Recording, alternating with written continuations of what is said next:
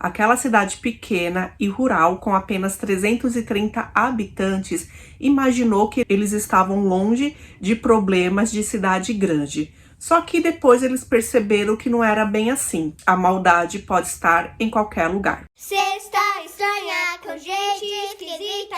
Olá, estranhos e estranhas, tudo bem com vocês? Sejam muito bem-vindos aqui ao canal, eu sou Thaís Rory e eu conto alguns casos estranhos, criminais, algumas vezes por semana. Se é a primeira vez que você está aqui no canal, seja muito bem-vindo. Normalmente as pessoas não gostam de mim a primeira vez, então eu peço para você assistir mais a um vídeo, quem sabe você se acostuma com a pessoa, tá? E se você gostar, você se inscrever.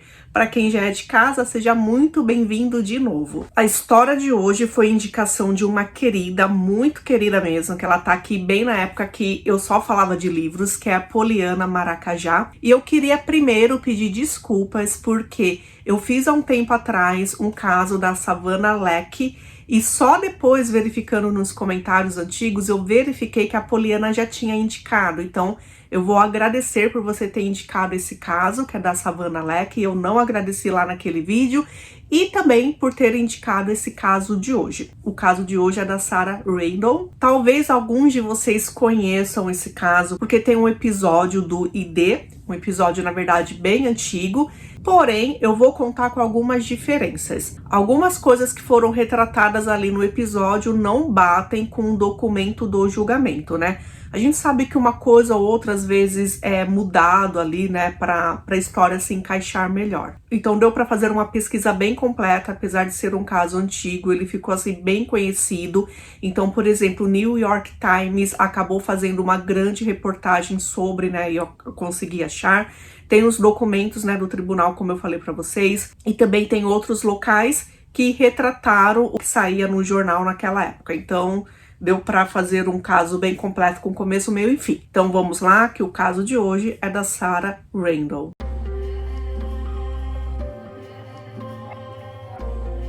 Sarah Ann Randall nasceu dia 12 de fevereiro de 1972 em Minnesota, Estados Unidos. Ela era filha de Linda e de John Albert Randall. Então ela nasceu em um local chamado Bertha. 3 anos depois, eles se mudaram para Underwood. E foi exatamente quando eles se mudaram, né, em 75, que John se separou da Linda e aí ele ficou com a guarda de todas as crianças.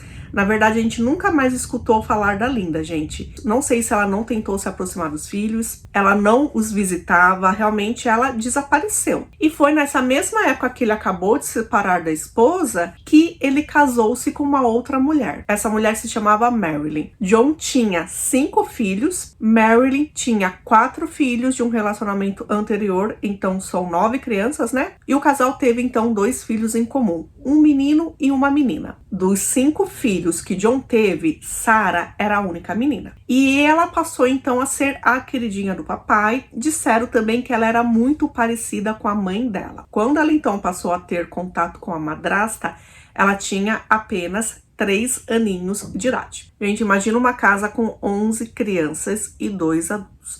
Bom, eles moravam ali na região rural, basicamente uma fazenda. Então você pegava o quintal daquela casa, tinha um monte de brinquedo, tinha um monte de, sabe, de baguncinha, assim, de coisa de casa que é bem movimentada mesmo, né? Era óbvio para as pessoas ali ao redor que Marilyn não gostava de Sarah. Poderia ser porque ela era a protegida do John, poderia ser porque ela era muito parecida com a esposa anterior do John. Ela não gostava da menina, ela não tratava a menina com amor. Então você imagina, né, uma criancinha crescendo sem amor. Pelo menos, pelo que disseram, o pai gostava muito dela, então aparentemente ela tinha esse amor do pai. Na época da nossa história, nós estamos em 1985, Sarah tinha 13 anos de idade. Nessa época, um dos filhos, né, na verdade o filho mais velho da Marilyn, chamado Jeff, tinha 16 anos de idade. Ele era um garoto problema, ele já tinha abandonado a escola e ele e Sarah não se davam bem. Tipo assim, Sarah demonstrava que tinha até medo dele, e as amigas, né, apesar de Sarah nunca ser muito aberta, de nunca falar realmente o que aconteceu, as amigas percebiam que tinha essa animosidade entre os dois. Então ela estava com 13 anos de idade, na 7ª série, ela era uma garota muito ativa e muito querida por todo mundo. Ela gostava de participar das aulas, então os professores gostavam muito dela.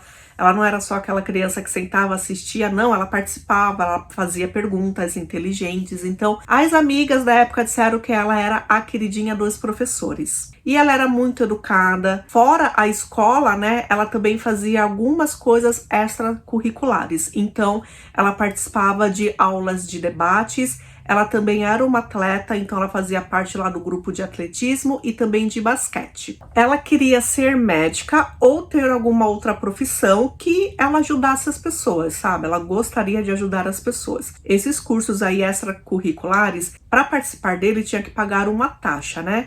E assim, apesar de John se orgulhar de poder manter toda a família sem pedir dinheiro emprestado para ninguém, sabe, com o trabalho dele, apesar, né, de ser uma família grande, ninguém passava fome, tinha comida dentro de casa, ele se orgulhava disso.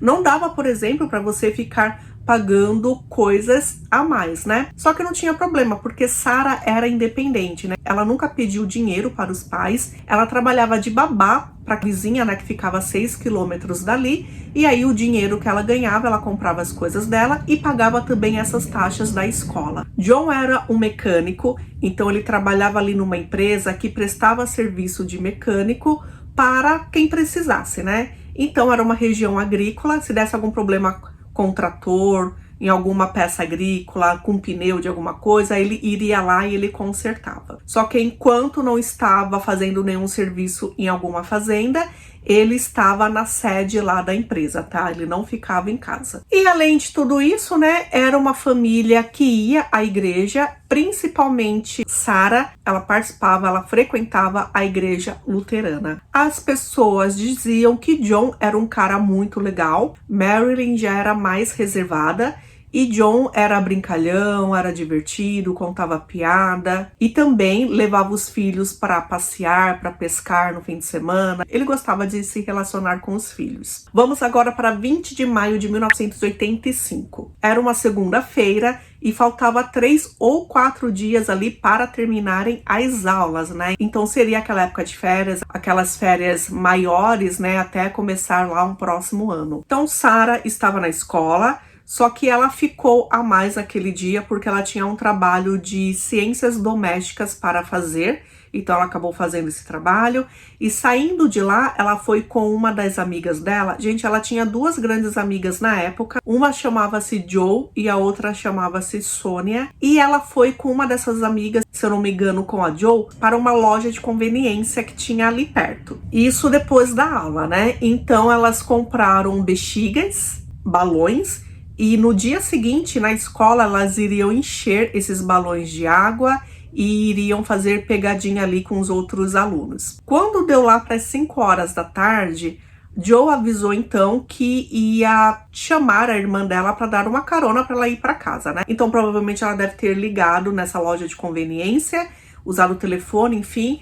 Mais ou menos 20, 30 minutos depois, a irmã dela chegou e ofereceu então para Sarah para dar uma carona também. Só que a Sarah disse que não precisava, que o pai dela passaria lá e iria buscá-la. Só que as pessoas que estavam lá perto viram que deu 6 horas, um pouco depois das 6, e o pai dela não apareceu, né? Então ela percebeu que, tipo, ele devia estar em alguma fazenda fazendo algum trabalho, né? E aí, então, não vai dar para ele vir. Então ela resolveu ir para casa caminhando. É assim, é um trajeto rural mesmo, sabe, gente? Tem uma estradona e tem um monte de mato ali dos lados e seria 6 quilômetros de caminhada. Demoraria, né? Então, dependesse de como ela andasse, rápido ou não, seria ali 2 horas de caminhada, baseando na minha experiência sedentária nada atlética, tá? É isso. Só que aí, gente, Sarah não chegou em casa. Deu 7 horas da noite, nada de Sarah chegar. Aí deu 8 horas da noite, John chegou em casa e Marilyn falou então que a menina tinha desaparecido. Claro que dali então estava todo mundo já preocupado eles telefonaram para algumas amigas da escola, nenhuma delas sabia da Sarah. Marilyn e Jeff, né, que tinha 16 anos na época, eles pegaram o carro e eles foram dirigindo até a escola, né, para fazer exatamente esse trajeto. Se ela desapareceu do caminho da escola para casa, então seria mais óbvio começarem a procurar por ali. Ela chegou na escola, ficou procurando por lá também, e coisa talvez de 20 minutos, meia hora depois, John chegou. John acabou procurando ela também de carro, né? Só que ele resolveu ir sozinho. Quando viram realmente que não daria para encontrarem a Sarah sozinhos, eles então foram até a polícia e denunciaram o desaparecimento dela. Bom, o policial, o detetive da época, disse que as primeiras pessoas suspeitas, principalmente, né, tratando-se de crianças, é a própria família. Então eles entrevistaram ali todo mundo e verificaram que todos tinham um álibi. John estava trabalhando em uma fazenda, consertando lá um pneu de um trator, e essa fazenda, gente, ficava muito longe da casa dele e da escola, né, daquele trajeto, então não poderia ter sido ele. Tanto que os policiais ligaram, né, pro cara do qual ele prestou serviço, e ele confessou sim, que John tinha trocado um pneu do trator dele. E provavelmente os álibis das outras pessoas da família eram que eles estavam em casa, né? Porque era uma família grandiosa e tal, então não tinha como um irmão sumir e nenhum outro perceber. John era uma pessoa muito querida na sociedade, e ele começou então a pedir ajuda. E, gente, mesmo que ele não pedisse, sabe? A comunidade era pequena, só que ela era unida. Então eles começaram a procurar Sarah, assim, sem parar, sabe? Eram mais de 200 pessoas. Lembrando que era uma cidade pequena, né? De 330 habitantes. As pessoas ali das cidadezinhas ao redor também foram ajudar. Então a polícia também estava bem ativa.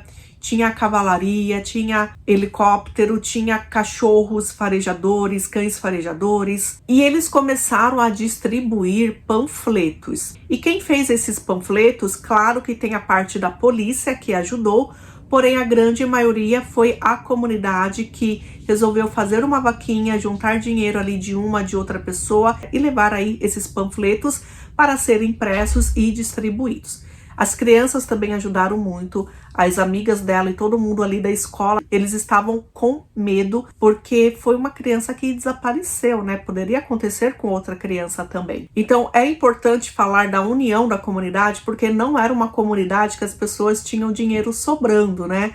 Então, assim, eles tinham dinheiro conforme o trabalho deles ali da terra, né? Então, mesmo assim, eles fizeram o possível para ajudar da forma que eles poderiam, mesmo que vários desses fazendeiros estavam devendo para o banco, por exemplo. E eles também conseguiram arrecadar $6.000, que é dinheiro pra caramba, né? Para dar como recompensa se alguém tivesse alguma notícia da Sarah. John era o cara que todos eles seguiam. Então John entrava lá nas matas, falava o que tinha que fazer, as pessoas obedeciam. Ele era tipo o líder ali, né, de toda a procura da filha dele. A família estava muito desesperada mesmo. Marilyn, apesar da gente saber, né, daqueles problemas que ela tinha com a Sarah, ela foi pra TV, ela chorou e parecia realmente que era real. E John também foi para várias redes de TV, pedindo então para quem estivesse com a filha dele para que devolvesse. Os panfletos, eles foram distribuídos então para todos os estados lá dos Estados Unidos e também para Manitoba, que fica no Canadá, porque faz fronteira ali. Gente, na década de 80 foi realmente quando começaram a desaparecer, ou pelo menos, né, a gente começou a escutar dos desaparecimentos de crianças. Então, lá nos Estados Unidos, algum tempo antes, algumas semanas antes, né, do desaparecimento da Sarah, eles começaram então a colocar fotos das crianças desaparecidas nas embalagens de leite. Dessa forma, né, o leite, quem não toma leite? Todo mundo toma leite. Foi pro país inteiro.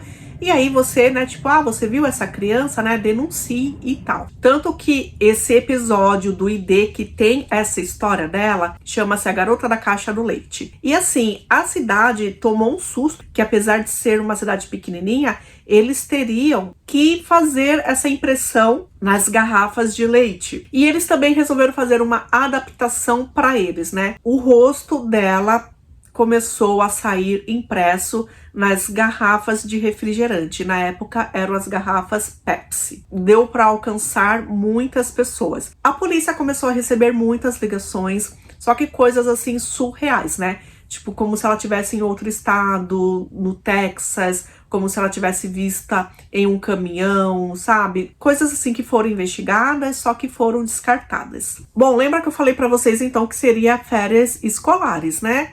Gente, pensa numa época que não tinha nenhuma criança na rua.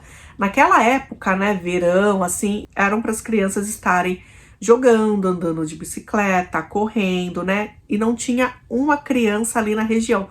Todas ficaram com medo e dentro de casa. Nessa época, a polícia, a comunidade, também assim o pessoal da igreja, o pessoal da escola, todos estavam ainda procurando Sarah. John continuava muito ativo.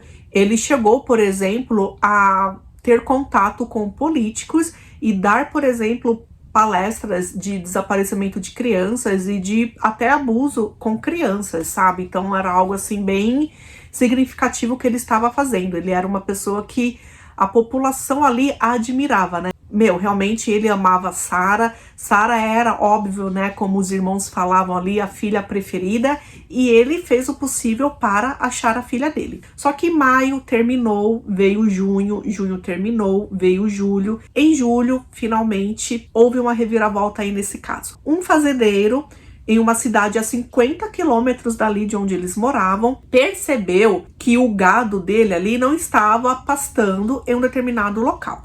Então aquele local estava abandonado, o pasto estava alto e ele, poxa, tem alguma coisa estranha, né? Quando ele chegou ali para verificar o que era, ele já sentiu um cheiro bem ruim e aí ele viu então que era um corpo de uma garota, né? Sim, ele já estava bem decomposto, né? Na verdade, assim, ele achou que era um corpo de alguém, ele sabia da história do desaparecimento da Sarah, ele entrou em contato com a polícia e a polícia ali, a primeiro momento, acabou identificando ela. Também, principalmente, né, por causa das roupas que ela vestia, ela estava com uma camiseta rosa com 2 ursinhos, que era uma camiseta que todo mundo falava que ela amava. Quando você lembrava da Sarah, você lembrava daquela camiseta porque ela fazia o possível para aquela camiseta sempre estar limpa para ela poder usar, sabe? Então, infelizmente, meses depois, Sarah foi encontrada sem vida. Ela tinha como se fosse um buraco ali na região do abdômen dela. Então a polícia acredita que ela recebeu um golpe de faca e que foi o que resultou, né, na morte dela. Agora a polícia tinha que descobrir quem tinha feito isso, né? E a população ficou em cima. Então a polícia começou a investigar tudo aos mínimos detalhes. Eles estavam com o caderno dela, que pegaram lá da escola, do armário dela, resolveram dar uma olhada nesse caderno. Era um caderno como se fosse não chegava a ser um diário, só que era um caderno onde ela fazia alguns textos, alguns poemas, né, onde ela escrevia. Uma das últimas coisas que ela escreveu foi algo assim bem chocante para todo mundo, que dizia: por favor, não me mate, não me machuque, eu quero viver. Houve, né, então o funeral dela. As amigas dela lembram exatamente naquele dia porque, poxa, elas tinham 13 anos, né? Gente, ali na região que eles moravam, o último homicídio tinha sido em 1978, ou seja, né, 7 anos antes. E aí acabaram então enterrando Sarah, foi algo assim bem comovente. A foto, né, dos pais dela, do pai e da madrasta, atrás do caixão, que era um caixão branco, saindo ali da igreja chorando, foi algo assim que esteve estampado em todos os jornais do país. E foi algo assim bem dolorido. Interrogando as amiguinhas da escola, os policiais descobriram o péssimo relacionamento entre Jeff e Sarah. E que sim, Sarah tinha medo sim do Jeff. Também então resolveram entrevistar os vizinhos mais próximos da família, né? Então entrevistaram Vicky. Vicky era uma mãe ali, né, de família. Não sei falar a idade que ela tinha, gente, eu não achei.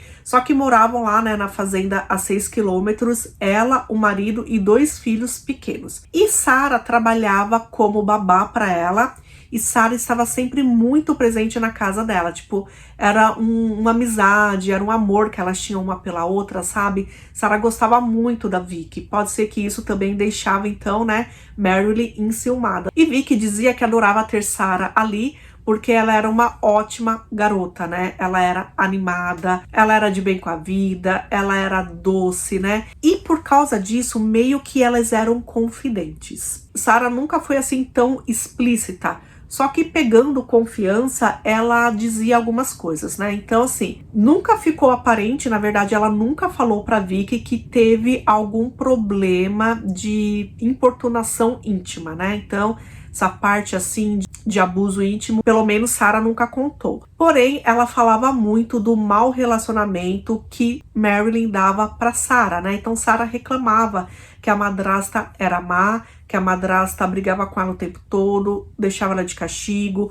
deixava ela cuidando lá de todas as crianças, deixava ela cuidando das coisas de casa, né, gente? Era muita coisa, assim, por uma criança de 13 anos cuidar, né? Uma casa habitada por 13 pessoas. E além das ofensas verbais, então, que ela recebia da madrasta, começaram as violências físicas. Então, ela disse que a madrasta bateu nela algumas vezes, e aí Vicky ficou muito chateada com isso, então Vicky resolveu ligar para assistência social, falar o que estava acontecendo e pedir, né, para que eles fossem então visitar aquela família grandiosa. Gente, sabe o que falaram para ela? Falaram que ao menos que Vicky tivesse presenciado uma dessas agressões, eles não poderiam fazer nada. Ou seja, basicamente, Sarah estava mentindo, né? Era isso que eles achavam. Ah, é absurdo. Vicky era uma pessoa que elogiou muito a Sarah, dizia realmente que ela fazia todas aquelas coisas extracurriculares, que ela era muito boa no que fazia. Ela acreditava que, por exemplo, ela se destacava na escola,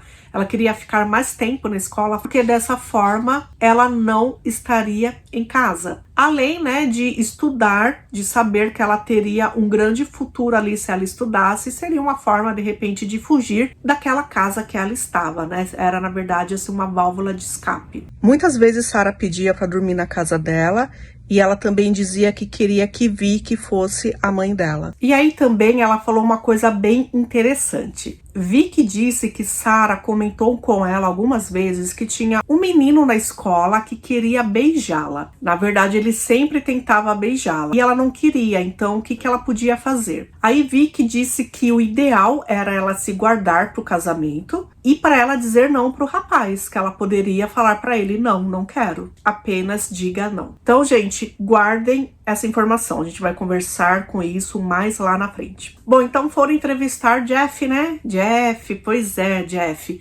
Jeff, a princípio, não queria falar nada, não estava sendo agradável. Só que aí depois, né, o cansaço bateu, talvez ele visse que não ia sair ali tão rápido, né, do interrogatório, ele resolveu falar. Ele disse que no ano anterior, ele tinha tentado abusar intimamente da Sarah, só que ele não conseguiu, e ele também deixou bem claro que ele não tirou a vida dela. Então, né, ele foi liberado porque ele tinha um álibi, né? Todos os irmãos viram que ele ficou em casa aquela tarde inteira, não poderia ter sido ele. Foram entrevistar então as irmãs. Eu acredito então que eles estejam falando das filhas da Marilyn, né? Lembrando que Sarah era a única filha biológica do John, né, do primeiro casamento. E aí, uma delas disse que pegou lá um momento quando John e Sarah estavam tendo momentos íntimos. Ela disse que pegou aquilo e foi embora. Aí, né, gente, você tem um cara de 38 anos de idade, pai, e uma menina de 13, filha. Então, claro, né, que ali, isso a gente já tá falando no mês de agosto, tá? Já é agosto de 1985. Claro que foram, então, interrogá-lo de uma forma diferente, porque até então, John era o cara que estava ajudando a polícia, né? Agora não, agora, poxa, quem que faz isso com a filha, né? Um cara legal não é. Então eles queriam levá-lo para interrogatório o mais rápido possível, para que ele não soubesse que a polícia já sabia desses abusos, né? Então a polícia, enquanto levava ele para interrogatório, continuava, né, investigando, e foram então verificar o álibi dele, que isso era muito importante, né?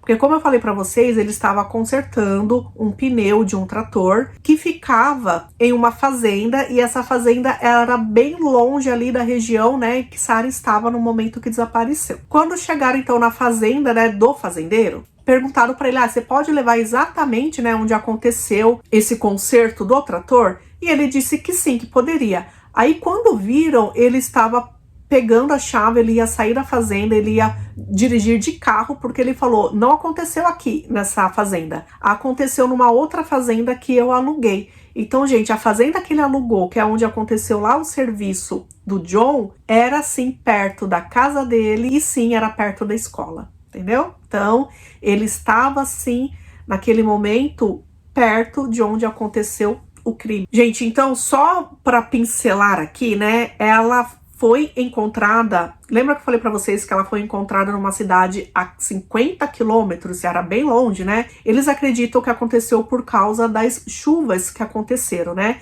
Então o corpinho dela acabou sendo arrastado e parando lá em um outro local mais longe. Bom, no interrogatório do John, ele se contradisse e aí depois ele acabou confessando que ele abusava sim da Sarah. Ele não lembrava desde quando, porém, ele sabia que os abusos começaram quando ela tinha 6 anos ou 8 anos de idade. Na verdade, no início, né, ele disse que fez isso só uma vez, depois só 2, só 10, até que ele confessou que deve ter sido mais de 60 vezes, que ele fazia isso com ela, gente, 2 vezes por mês, pelo menos 2 vezes por mês. E que normalmente esses abusos aconteciam em uma casa abandonada que ficava lá numa fazenda ao lado, alguma coisa assim do tipo, né? E disse também que isso normalmente acontecia aos fins de semana. Então, assim, o que eu entendo, né, é que ela nunca disse não, ela não sabia o que estava acontecendo, ele era o único apoio que ela tinha, sentimental mesmo, falando. A mãe dela sumiu quando ela era pequena, a madrasta dela deixou bem claro que nunca gostou dela, então talvez ele falasse que isso era normal, um pai fazer com a filha, porque ela era a única menina ali, né? E pode ser que por causa disso ela nunca reagiu. Ele chegou a falar várias coisas. Disse que teve ajuda da esposa e do enteado, do Jeff. E aí, no outro dia, ele já disse que não teve ajuda, que se lembrou que não teve ajuda deles. Na verdade, ele ficava inventando que ele tinha relapsos de memória, né? Então, basicamente, aquele horário que tudo aconteceu, ele não se lembrava do que tinha acontecido. John chegou a falar que vocês podem ir na minha caminhonete, lá vai ter uma caixa de ferramentas e lá tem um objeto, uma ferramenta que ele chama de furador. E pode ser que lá eles encontrem resquícios de sangue. O que isso quer dizer? Lembra daquele buraco encontrado ali, né, no abdômen dela, que achava então que era feito por faca? Foi feito por esse furador. Vou deixar uma foto dele aí para vocês entenderem. Porém, é um objeto comprido que parece picador de gelo, sabe? Porém, deu sim para os policiais pegarem ali as coisas mais importantes e deu para eles montarem o que achavam que tinha acontecido. O que aconteceu? No dia 19 de maio, antes, né, do desaparecimento dela, foi um domingo. Foi o dia, então, que ele a levou para aquela casinha abandonada, que ele queria ter momentos íntimos com ela. E ele disse que desde março, isso aconteceu em maio, né? Desde março, ela estava dizendo não para ele, que é algo que ela não fazia. Então ela começou a lutar e a dizer não. Então ele foi ficando frustrado, porque o que ele fazia sempre com ela, ele não fazia mais. No dia 19 de maio também ela foi firme e ela disse que não e não aconteceu nada. No dia 20 de maio ele disse que estava voltando para casa, que viu ela andando na estrada sozinha, acabou pegando ela e levando para a mesma cabana. E mais uma vez ela lutou, ela relutou e ela disse não. E aí ele já estava pé da vida, né? E ele foi lá e acabou pegando aquela ferramenta e furando o abdômen dela. Viu ela sangrando, né? Até morrer. E acabou então jogando ela em algum celeiro. Naquela noite, enquanto a esposa e Jeff saíram para procurá-la, que ele disse que saiu para procurá-la também, ele foi, pegou o corpo dela e acabou jogando ali numa região, né, de mata que ele achou que nunca seria encontrada. E foi daí de onde vieram então as chuvas e acabou levando o corpo dela para aquele local onde ela foi encontrada em julho. Ele foi preso, ele foi acusado de tirar a vida dela e acusado de abusar dela durante todo aquele tempo. Então, gente, lembra que eu falei para vocês guardarem aquele conselho que Vicky, a vizinha, deu para Sarah? Vicky depois ela fez algumas reportagens falando o quanto que ela estava, de certa forma, culpada, porque ela acredita então que foi aquele conselho que ela deu que fez com que Sarah começasse a falar não para o pai. Porque ela disse, né, para Vicky que era um menino da escola. Só que não era, né, gente? Não era. E a partir daquele momento que ela soube que ela poderia falar não, ela começou a falar. E ela conseguiu, durante 2 meses, ela conseguiu manter aquele crápula longe dela. Só que aí ele estava tão frustrado que acabou fazendo isso com a própria filha. Gente, a população chocou. As pessoas não acreditavam naquilo. Claro, acreditavam, só que imaginavam que como um homem que se demonstrava tão triste pelo desaparecimento da filha, ele era um líder ali da região, né, da busca dela, como que ele foi na TV chorar, pedir, como que ele foi fazer palestra de desaparecimentos e de abuso infantil. Sabe, gente, algumas pessoas falaram que ele provavelmente não lembrava o que tinha acontecido, que ele pode ter deletado. Então ele fez aquilo, jogou o corpo dela e a partir daquele momento ele esqueceu que ele foi o culpado daquilo. E ele passou então, né, a procurá-la da forma mais eficaz que ele poderia. O diretor da escola disse que ele era só um cara que interpretava, ele é um cara sem empatia. Gente, aquilo lá decepcionou todo mundo. E como eu falei pra vocês, era uma cidade pequena, era uma cidade que todo mundo achava que a maldade da cidade grande não chegaria ali. E teve, gente, até um pastor, né, no momento que estava falando sobre esse caso na igreja, ele disse que isso faz pensar que qualquer um poderia ter feito isso, qualquer um pode ser maldoso e a gente acha que é só mais uma pessoa vivendo entre nós. E a madrasta, né, e Marilyn nesse papo todo, ela disse que não acreditava que ele tinha tirado a vida da Sarah. Os abusos podem ter acontecido. Por se sentir mal com os abusos, ele acabou achando que ele fez isso então com a Sarah. Só que pode ser que não tenha sido ele. Marilyn. Acredite no que você quiser. Eu sei que em dezembro daquele ano o casal tinha se divorciado. O julgamento aconteceu muito rápido, gente. Aconteceu 5 meses depois de John ser preso. Então aconteceu em janeiro de 86. John se declarou inocente. Pois é, gente, ele disse que assim, ele estava tão paranoico, né, porque sabia que ele seria preso por causa dos abusos, e os policiais também ficaram insistindo que se ele era abusador, ele tinha feito, né, aquela maldade final com a filha. E aí ele acabou então confessando, porque era isso que as pessoas estavam dizendo, que era isso que os policiais queriam que ele dissesse. Gente, no tribunal, olha só que absurdo, né? Ele chegou a dizer que Marilyn tinha perdoado ele por ter feito essas coisas. E ela disse que não acreditava que ele tinha feito essa maldade final, né? De tirar a vida da Sarah. Porém, por ele se sentir culpado, ele acabou confessando. E aí, gente, segundo ele, tá? Segundo ele, não são exatamente palavras que vieram da Marilyn. Ele disse que Marilyn disse que a culpada de tudo isso, né, do que ele fez, dos abusos, foi a própria Sarah. Se Marilyn o perdoou, tanto faz, né, gente? Importava ali a opinião do júri e ele foi considerado culpado de ter tirado a vida da Sarah, de ter abusado dela durante anos. Então ele recebeu a pena de prisão perpétua, porém, gente, com direito a condicional, tá? Então depois de alguns anos ele pode pedir a liberdade condicional.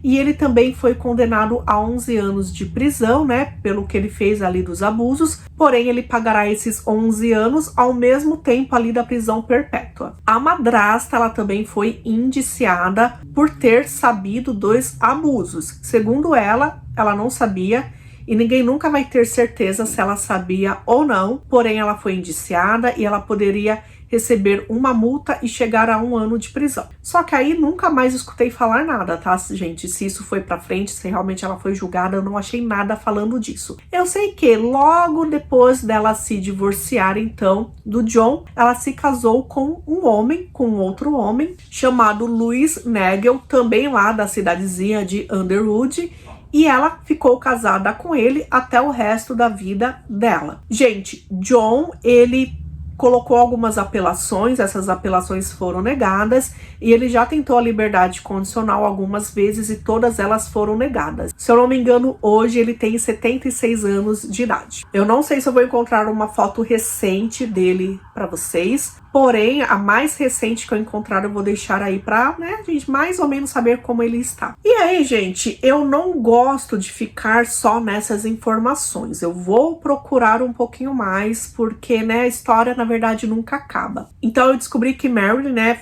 foi o último casamento dela, né, foi com o Louis Nagel, e ela faleceu em 2019. Então, ela faleceu em 17 de agosto de 2019, aos 71 anos de idade. No obituário, né, muitas pessoas escreveram sobre ela, que ela era uma pessoa bondosa, feliz, alegre, que animava, né, as pessoas que estavam ali ao redor, que ela era tida como uma boa amiga. Claro que ela não foi uma boa mãe para Sarah, porém essas coisas elas mudam as pessoas. Eu espero mesmo que tenha mudado para melhor e que a partir daí ela tenha se doado realmente, né, para as outras pessoas ali que estavam em volta dela. E também no obituário dela falava, né, citava as pessoas que tinham precedido ela na morte. Uma delas tinha sido a enteada dela chamada Sarah e o outro tinha sido o filho dela chamado Matthew Radel. Gente, Matthew tem o mesmo sobrenome da Sarah, ou seja, né,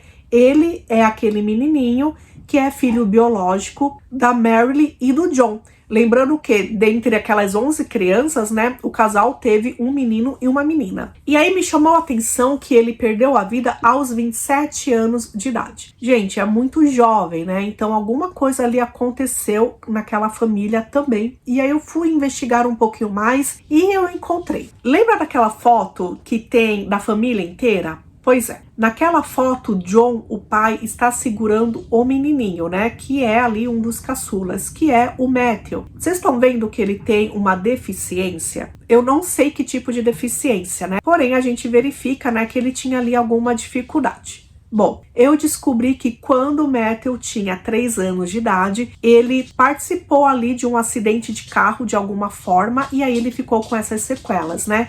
Ele ficou então com deficiências. Quando ele então tinha 3 anos de idade, Sarah tinha 8 anos de idade. Então vocês imaginam como aquele acidente e como o fato, né, de agora ter uma criança deficiente em casa deve ter mudado toda a estrutura ali da família. Então ele nasceu dia 29 de dezembro de 1977, quando Sarah tinha 5 anos de idade. Ele sofreu esse acidente quando ele tinha 3, em 1980, e Sarah então tinha 8 anos de idade. Se a gente parar para pensar, John disse que começou a abusar dela, ele não tinha certeza, quando ela tinha 6 ou quando ela tinha 8 anos de idade. Se foi quando ela tinha 8 anos de idade, bate na época do acidente do Matthew. Então assim, não justificando, né? Porém, foi numa época que a família estava totalmente desestruturada emocionalmente, entendeu? Então, será que nessa época que esses abusos começaram, Marilyn ela ficou mais ausente para levar o filho para tratamento, para médicos e tal, e isso fez com que John ficasse sozinho em casa, cuidando das crianças, e aí então ele acabou então se aproveitando da filha, né? Então pode ser que daí foi onde essas coisas começaram. Claro que ele não ia se aproveitar das filhas da Marilyn, porque elas contariam para a mãe, e Sarah era uma menina que não tinha ninguém para confiar essas coisas, né, para pedir ajuda. Então, pelo que diz no obituário do Matthew, ele ficou em casa em Underwood até 1983. Lá ele se mudou para um hospital, então ele ficou sendo tratado nesse hospital. Isso aconteceu em 83, 2 anos depois, né, foi quando houve então o desaparecimento da Sarah. Mais tarde, gente, ele se mudou para uma casa de repouso. É uma casa de repouso específica para pessoas com deficiência. E lá ele ficou até o momento da morte dele, aos 27 anos de idade. Ele faleceu em 12 de dezembro de 2005. Matthew, da qual eu não tenho nenhuma foto dele, ele é adulto, né? Eu só tenho ou a foto dele criança ou a foto dele do túmulo. Ele gostava de filmes, de carpintaria, corridas de carro, gostava de música, passeios a cavalo. A gente vê, né, que, por exemplo, pessoas que fazem tratamento com cavalos, eles evoluem muito, né, na parte motora. E ele também gostava muito de assistir às Olimpíadas Paralímpicas. Então é isso, gente. Esse é o caso de hoje. é um caso que é mais um caso realmente pra gente ter certeza que não importa a década, né? Às vezes eu venho aqui em algum caso e falo que nessa década as pessoas achavam que era mais tranquilo, as crianças brincavam na rua e tal, e muitos de vocês falam que não, né? Que sempre foi perigoso, só que naquela época, se uma criança desaparecia, olha só, né? Como que você ia saber, né? Era muito difícil mesmo, né? Então é mais um caso que não há lugar seguro em lugar nenhum, e a maldade ela pode estar mais próxima do que a gente imagina. Então é isso, gente, só reforçando que se vocês quiserem me seguir lá no Instagram, @ThaisRory ou @SextaEstranha, eu tenho os dois. Eu tenho agora membros aqui do canal, se você quiser participar dos membros, é só clicar aqui no link para saber quais são os benefícios e os valores, e a gente se vê num próximo caso. Eu espero que você fique super bem até lá. Então até lá, tá bom? Tchau, tchau. Então, gente, John tinha 5 filhos. Meu Deus do céu, é isso? Quando ela então